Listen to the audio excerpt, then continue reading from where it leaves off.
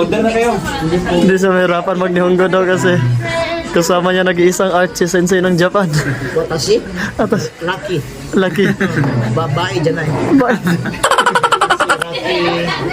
Rocky. Totemo Rocky. Yo, Nihongo, kamimasen.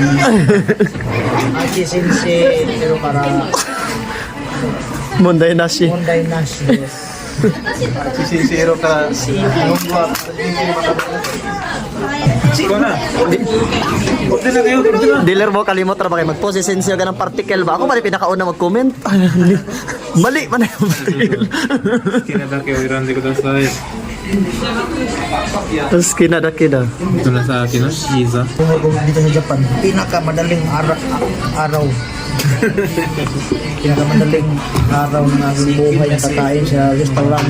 Hindi mo na kailangan mag-Nihongo. Hindi ko na kailangan mag-Nihongo. Hindi ko na kailangan makuha yung cellphone picturean. Tapos, no need na ng Google Translate. Andito yung translator. No more. No more translator.